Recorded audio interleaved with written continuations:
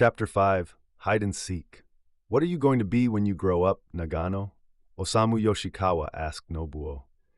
On that rainy night, they had been the only ones to meet in the school grounds, and ever since, their classmates had thought of them together as Nagano and Yoshikawa. Naturally, they had grown close to each other. It was June, and Nobuo was paying his first visit to Yoshikawa's home. Osamu was the only one in. Unlike Nobuo's, the house had neither gates nor garden. It was not even a third the size of the Nagano mansion, just a 3-roomed, semi-detached house. Yoshikawa's father worked in the post office. Reed blinds screened the little projecting bay window, full of pot plants, and people passed by just outside. This was a novelty for Nobuo. When I grow up, Nobuo studied Yoshikawa's calm, round face. It amazed him that he had grown so fond of Yoshikawa. No, he was amazed that he had not become Yoshikawa's friend long before now. But from Nobuo's standpoint, Yoshikawa's existence began that stormy night when he had suddenly become aware of his presence under the cherry tree. Until then, he had never particularly noticed him. He was a slow-speaking, inconspicuous sort of person. Nobuo parried his question. "What are you going to be, Yoshikawa?" he asked. Nobuo himself had never really thought about it. He had no boyish dream of becoming a soldier. For a start, he could not imagine what it could be like to be a grown-up, and he even felt that the day would never come. "Me, I think I'll be a Buddhist priest." "What, a priest?" shouted Nobuo in amazement. A bonze." "What makes you want to be a bonze? You'd have to have your hair all shaved off and chant long Buddhist sutras, you know." While his grandmother Tos had been alive, a priest had come once a month to read the sutras in their home. Now, it struck Nobuo that the priest was not much in evidence these days. "Yes, I know. What do you want to be, Nagano?" "Well, come to think of it, perhaps it might be good to be a schoolteacher." Nobuo found himself thinking about the fair-complexioned Miss Yoko Nomoto again. It would be much better to be a teacher in a school than a priest in a temple. Both pupils and parents stopped and bowed respectfully to a schoolteacher. "A schoolteacher? There's something to be said for that, too." Yoshikawa hung his head meditatively, then continued. "But a schoolteacher can't teach grown-ups, can he? I want to be a priest so that I can teach both children and grown-ups." Yoshikawa sounded terribly grown up. "Have you ever thought you would like to die, Nagano?" "What did you say?" Nobuo had never in his life thought that he would like to die. Somehow, Yoshikawa's conversation was getting rather frightening. He could not make out what he was driving at. At the time of Tos's death, the thought of a person who had been so alive until that moment, just dying before one could realize what was happening, had filled him with panic. It was a strange feeling. Tos's death did not seem to have been brought about by illness. It was as if something had suddenly deprived her of life. The memory of it was enough to fill Nobuo with dread. He could not conceive of death except as a sudden, unexpected visitor. He could not imagine dying as a process in which the victim lay ill for a long time, gradually getting thinner, suffering pain, and then finally breathing his last.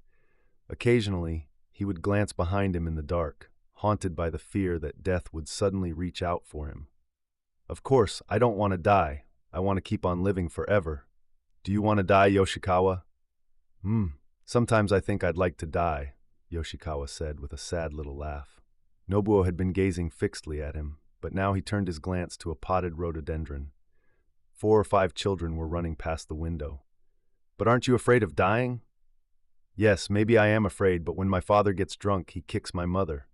"Eh? Does he kick her? That's terrible." Nobuo thought of his own father, who rarely even raised his voice. "That's right. He is so cruel to my mother that sometimes I want to die and leave a letter saying, 'Please don't hurt my mother anymore.'" Nobuo looked solemnly at Yoshikawa. What an amazing person. He felt envious of Yoshikawa for caring so much for his mother. "But when I think of Fujiko, I feel it would be cruel to her." "Fujiko? Is that your sister?" "Yes, she's slightly lame. She's been lame ever since she was born. When she goes outside, people make fun of her and call out, 'Look at the cripple!' It would be very hard for her if I wasn't around to stand up for her." Nobuo felt that he was very much a child compared with Yoshikawa. Up till now, whenever he had gone to play at a friend's house, they had played tag or wrestled with one another.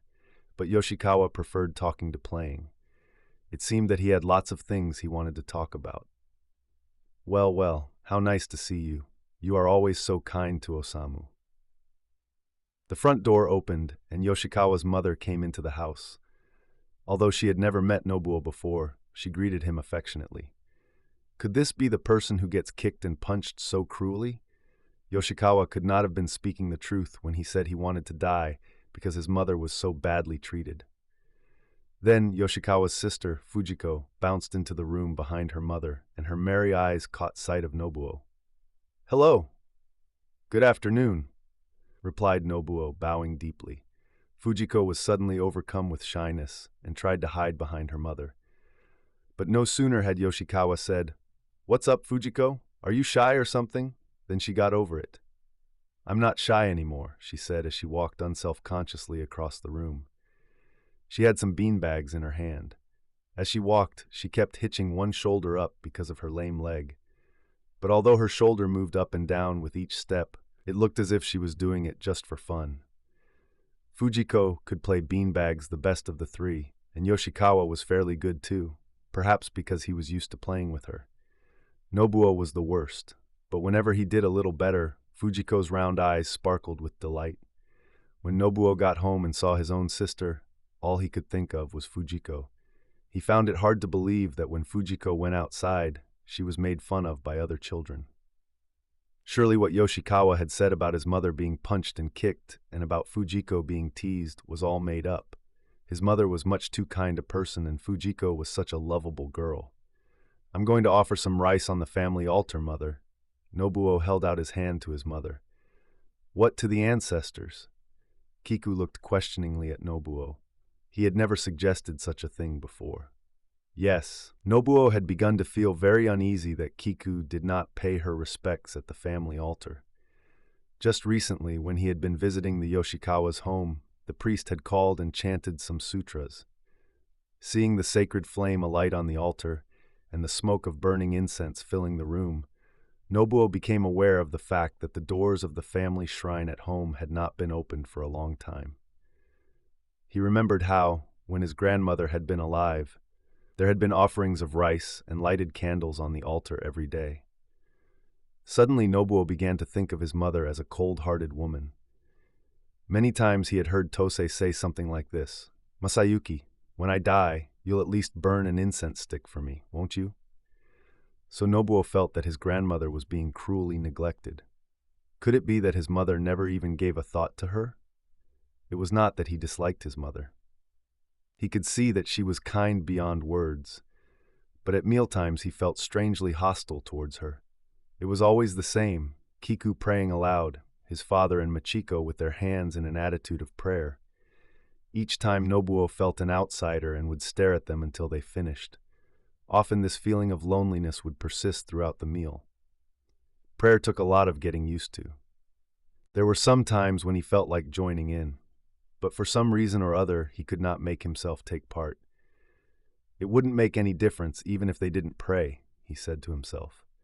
Whenever the time drew near for the next meal, Nobuo would start reasoning like this and feel utterly miserable. Today he felt specially bad. "Mummy, tomorrow shall we go to Mino's house and see the fish?" Machiko had been pestering her mother about this for some time. "Mino's father is ill, remember. We'd just be in the way," Kiku replied time and time again, but this had not persuaded Machiko. "Mummy, let's go to Mino's house tomorrow to see the fish," she persisted. Listening to all this made Nobuo miserably lonely too. He had no idea who Mino was or what kind of a house she lived in, and he could not imagine what kind of fish they had, but his mother and Machiko knew. So he felt jealous and envious because he was not his mother's only child.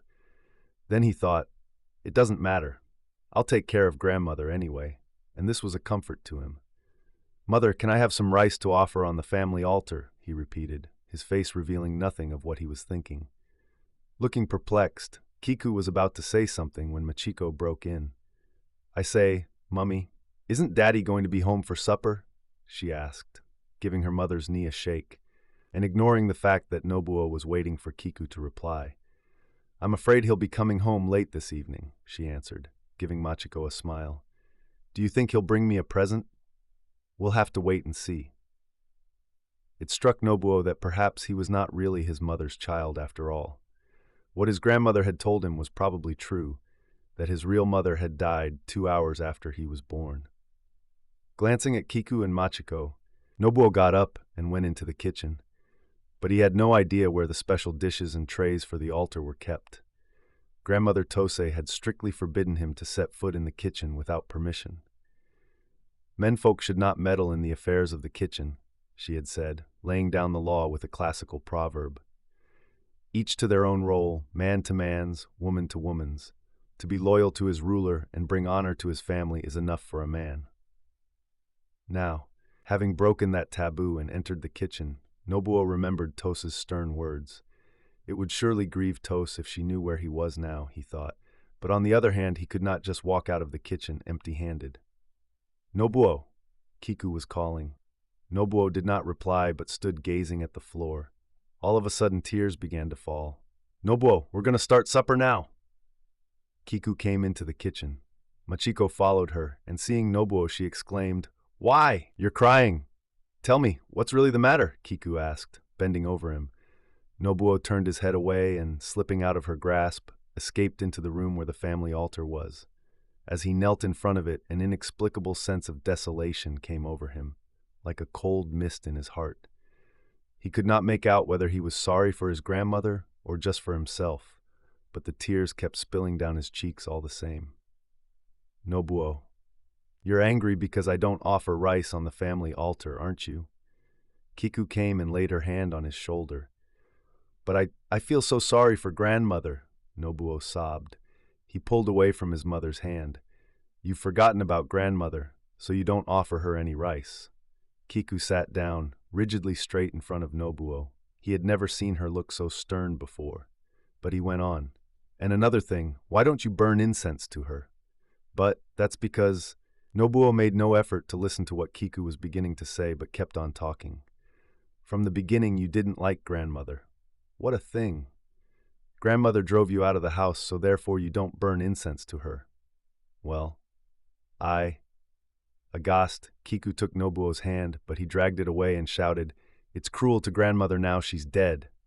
Nobuo, Kiku tried to calm Nobuo, but having once unburdened himself, he found it impossible to calm down. When I grow up, I'm going to be a priest in a Buddhist temple. Nobuo amazed himself with the words he had just said without thinking. Up to that moment, he had had no thought of becoming a priest, but now he had said it.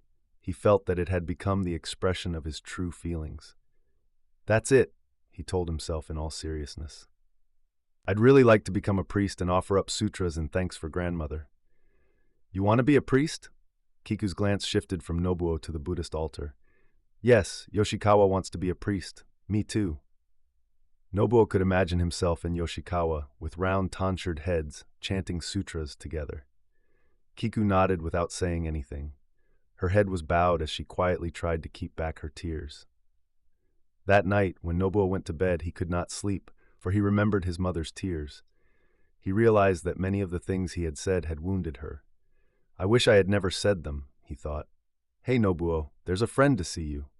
Machiko ran up to Nobuo as he was watching an ant's nest in the garden. Who is it? When Nobuo stood up, Machiko whispered to him. He's come with the lame girl. Nobuo scowled at Machiko. Don't you let me hear you calling her lame girl anymore. He shouted over his shoulder as he ran towards the gate. Osamu Yoshikawa was standing, holding Fujiko's hand. It's hot, isn't it? Nobuo returned the greeting. Yes, isn't it? Fujiko gave a shy laugh. Soon Machiko and Fujiko had spread a straw mat in the shade of a tree and began to play house together just like old friends. You be the father, and Fujiko can be the mother, Machiko told Nobuo. That's right, then Osamu and Machiko can be the couple next door. Nobuo and Yoshikawa looked at each other and laughed. Welcome home, dear. Machiko bowed in imitation of her mother, hands together on the ground in front of Yoshikawa. You must be tired today, Papa. Fujiko too gave a good imitation of her mother. That's no good, you're not saying anything at all. Nobuo and Yoshikawa fled, guffawing loudly. They climbed the ginkgo tree behind the garden shed. From there they could see Machiko and Fujiko playing. Yoshikawa, I'm thinking of becoming a priest too. Recently, Nobuo had often wanted to tell Yoshikawa, but he had missed the chance. Now, having climbed up the tree, he found he could speak freely. That was all Yoshikawa replied as he sat astride a branch, feet swinging. Nobuo thought it would have pleased him, and he was disappointed. "Where have our husbands gone?" said Machiko. "They must have gone out drinking again. They're awful." When he heard Fujiko's reply, Yoshikawa's feet stopped swinging. "Nobuo, it's tea time," Kiku was calling. Her voice rang out clearly. From their vantage point in the ginkgo tree, Nobuo and Osamu could see Kiku's slim figure on the veranda. She was facing in the wrong direction as she called them. "Okay." Nobuo shook the branches of the ginkgo tree roughly as he replied. Kiku's fair face turned towards them. "Is that your mother?" "Yes." Nobuo felt a swelling of pride. "She is a beautiful mother. I wouldn't be ashamed to introduce her to anybody," he thought. "Nobuo, it's tea time." He could hear Machiko's high-pitched voice. "Let's go." "Okay." The two boys climbed down and ran to the veranda. When Yoshikawa saw Kiku, he hung his head and blushed to his ears as he bowed. "It was clever of you to find your way here," she said, acknowledging his greeting formally, with her hands pressed on the veranda floor. "What a pretty sister you've got," she added. Yoshikawa scratched his head shyly. "Yes, isn't she nice? I like her very much, Mummy." Machiko looked up at Nobuo. "What do you think, Nobuo?" "Yoshikawa, let's go and wash our hands." Nobuo ran off like lightning. He was surprised at himself. Why hadn't he been able to say that Fujiko was pretty? "I'm a boy, that's why." He went to the well and took a cool drink of water from the bucket. "We're boys, aren't we?" he said. "Well?" Yoshikawa looked surprised. "Of course, that's obvious," and he laughed.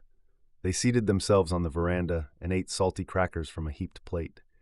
Kiku was nowhere to be seen. "Your mother seems very kind." Yoshikawa had been quietly munching. He gave the impression of having wanted to say it for a long time. "Yes, I suppose so." Nobuo looked across to Machiko sitting on a mat with Fujiko in the shade of a small tree. "Mother is kind, but—" Nobuo lowered his voice. "What, isn't she?" Yoshikawa, who had been nibbling a cracker, raised his voice sharply. "Well, you see, although grandmother is dead, she doesn't offer rice or incense on the altar for her." Nobuo came out with what was troubling him most. "Is that so?" Yoshikawa put a piece of bean candy into his mouth with a gesture of disbelief. His mother lit the lamps on the Buddhist altar and prayed there without fail every morning. "My mother and grandmother didn't like each other, you know, so now mother doesn't even burn incense for her."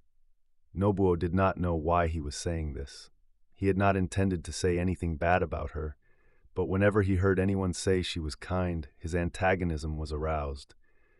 However much you dislike a person, when they die they become a venerable spirit, don't they? Yoshikawa sounded very surprised.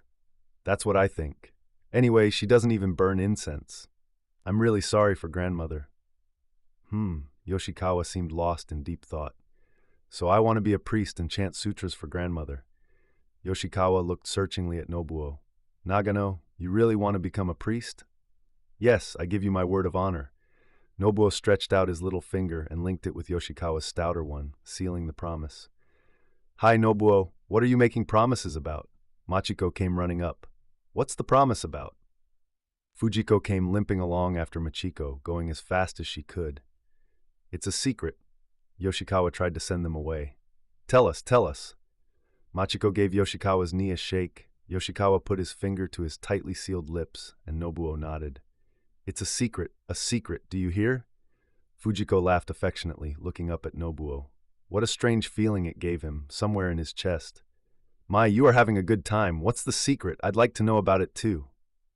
Kiku had suddenly appeared on the veranda. Startled, Nobuo gazed at his mother, feeling guilty about what he had been saying. "Mother knows already," he answered brusquely. "What can it be, I wonder?" said Kiku, smiling as she stroked Machiko's head. The sky looked threatening, ready to release a downpour at any moment. Nobuo was walking to Yoshikawa's house.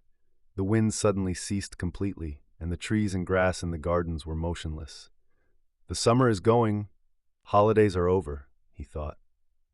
For some reason, Nobuo always stopped under a particular tree, which stood in an empty plot of land where the road turned towards Yoshikawa's house.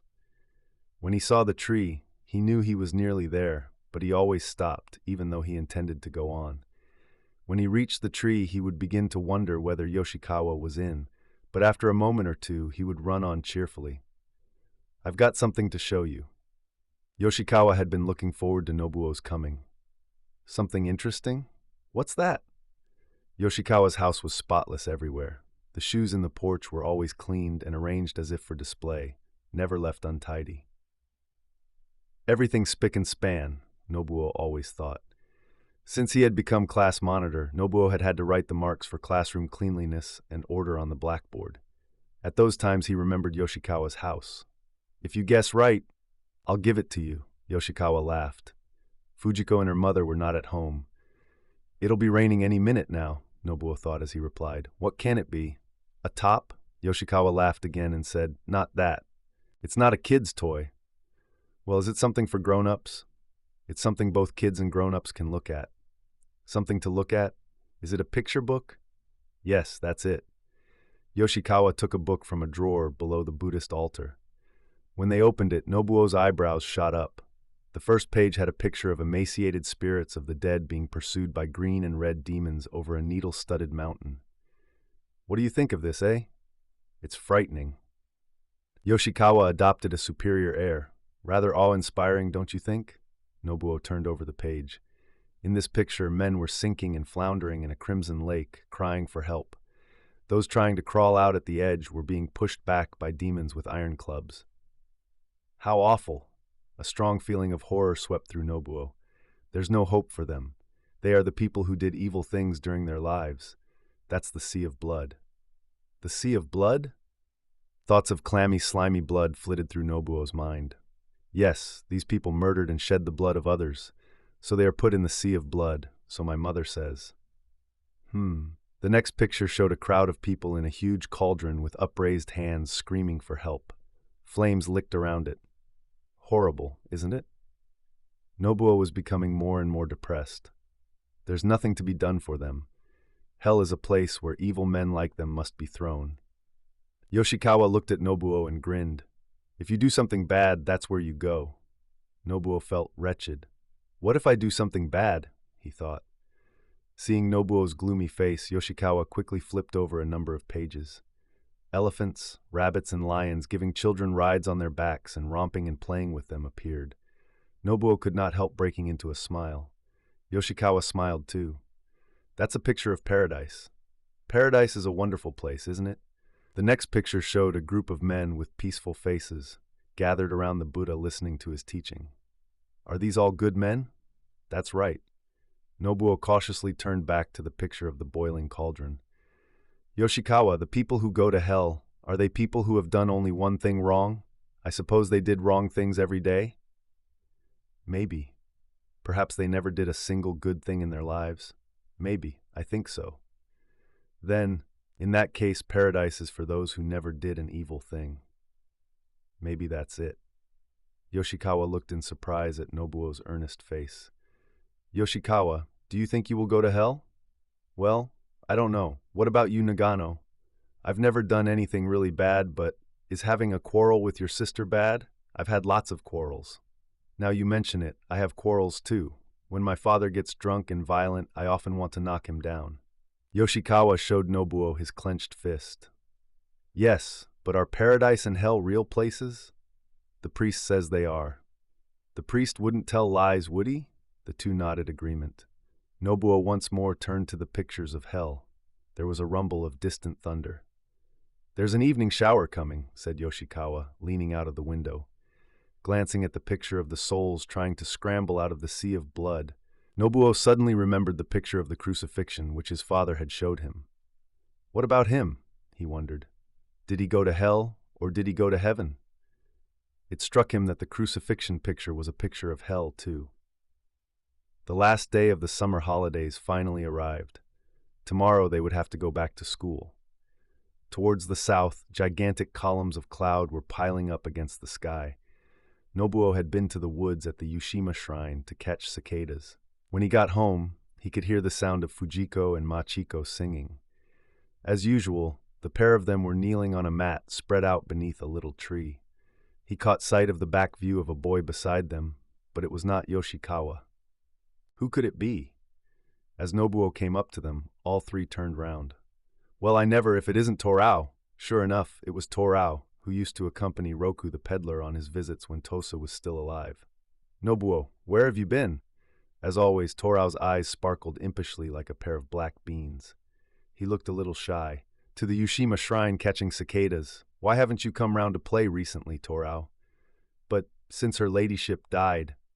Torao called Tos her ladyship, just like his father. That's right. It's because her ladyship is dead now, isn't it, Torao? Machiko said this with a perfectly straight face. With her open nature, she had already become friends with Torao. Is Roku here too? No, he doesn't come round the Hongo district these days. When his joy at meeting Torao after such a long time had subsided, Nobuo looked at Fujiko. Has Yoshikawa come? He's talking to Mother in the house. Machiko broke in instead of Fujiko. With Mother? Nobuo started to go inside, but suddenly lost heart. Nobuo, let's play hide and seek. Machiko stood up and Torao followed her. They tossed up by playing scissors, stone, and paper to choose who would be the seeker, and Torao lost. He's bigger than he was, thought Nobuo, looking at him. 6, 7, 8. From his hiding place in the garden shed, Nobuo could hear Torao counting slowly, a pause between each number. The garden was silent, apart from Torao's counting, and nothing broke the peace of the early afternoon. 9, 10. Ready, everyone? Not yet. Wait a bit, Fujiko called back, slightly flustered, as she opened the shed door. Then, cheerfully, All right, I'm ready now. Fujiko, don't shout so, Nobuo whispered. Oh, are you in here too? Fujiko got a fright when she saw Nobuo. Hide behind me. With a little nod, Fujiko came beside Nobuo. Below the hem of her kimono, her bad leg stuck out a little. It was withered and shrunken. Found you, Machiko. Torao's sharp voice rang out. Inside the shed, in the dim light, Nobuo and Fujiko exchanged glances, then lowered their heads. Nobuo wanted to hug Fujiko to him then, with a strangely painful longing. Fujiko, Nobuo whispered. What? Fujiko answered softly. Her clear eyes under their soft eyelashes held a question too. It's all right, nothing really. Nobuo hoped that they would never be found. He thought it was wonderful to be hidden away just with Fujiko. Up till now, Nobuo had never experienced such bittersweet happiness as this, playing hide and seek. He gazed fixedly at Fujiko's withered foot. Next it was Machiko's turn, and after that Nobuo's. Ready? Beside the ginkgo tree, Nobuo counted 10 and then opened his eyes. The cicadas were singing now. Nobody answered him. Nobuo tiptoed quietly towards the shed. There was no one inside. He walked on quietly towards the back door. He could hear Kiku's voice in the living room, and Yoshikawa's voice too, saying something. Nobuo stopped and looked in through the window. Kiku had her hand on Yoshikawa's shoulder, and Yoshikawa was gazing downcast at the floor. Nobuo suddenly felt that a hole had opened in his chest and loneliness had flooded in. He felt that Yoshikawa had replaced him in his mother's affection, and his mother had replaced him in Yoshikawa's. Nobuo started from the window at once, but he could not restrain himself. Yoshikawa! He shouted. What? Have you come back? Yoshikawa put his head out of the window and Kiku stood behind him. Nobuo, Yoshikawa has come to say goodbye. Kiku's eyes were wet with tears. Goodbye? Nobuo had not heard anything about that. I'm going to Ezo. Yoshikawa looked steadily at Nobuo, his customarily calm face troubled, as if it would soon break into tears. What, to Ezo? Yes. As he nodded, tears welled up visibly in Yoshikawa's eyes. From songs he had heard, and from the saying, even the birds do not fly to Ezo Island, Nobuo knew it as a distant, lonely place. The news was too sudden, and Nobuo could only look blankly at Yoshikawa.